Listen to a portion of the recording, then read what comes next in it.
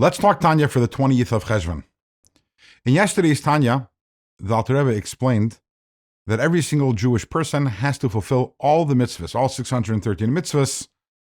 The reason for that is because every single one of the mitzvahs becomes a garment for one of the organs, one of the limbs of our soul. And when the neshama, when the soul goes up to Gan Eden, after it departs the body, every single organ needs to have a garment. As we explained yesterday, the idea of this garment is that it's protective gear, because the light in Gan Eden, the energy in Gan Eden, the divine energy is way too intense for the soul to tolerate on its own.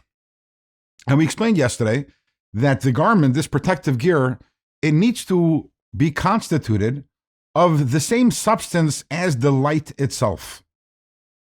It needs to be a lessened, diminished, diluted form of that light. That becomes the garment, and then the soul is able to tolerate that incredible energy in Gan Eden. And today we need to talk a little more about the nature of this garment. This garment, which again, as we said, is a diluted form of the actual energy in Gan Eden. What is the energy in Gan Eden? So in Gan Eden, that's where the soul goes to have pleasure.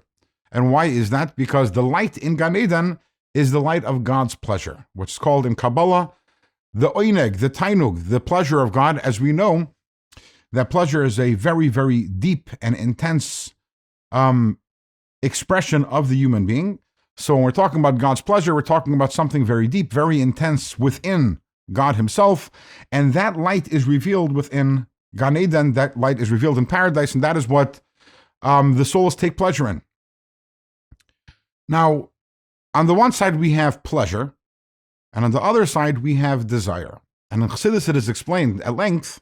Over here in this chapter, it's explained somewhat briefly, but in Chassidus, it's explained at length that pleasure and desire are two sides of the same coin, with pleasure being the internal side and desire being the external side. Why is that?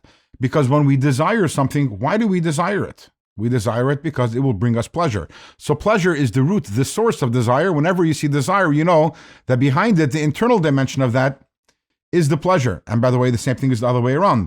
If I have a strong desire to stay away from something, it's because that thing brings me pain, which is the opposite of pleasure.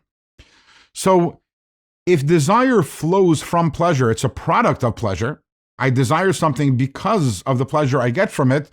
So the desire, which in Hebrew is called a ratzain, that would be the external element or a lessened form of the tainug, of the pleasure. So the garment which the soul wears when it goes up to Gan Eden, in order to protect itself, to be able to tolerate the light in Gan Eden, that garment is made up of ratzain, of God's desire, which is the external element of God's pleasure. What does that mean, that the garment that the soul wears is made up of God's desire, God's will, God's ratzain? Well, obviously that is a reference to mitzvahs, which are God's desire, as we will see in tomorrow's Tanya.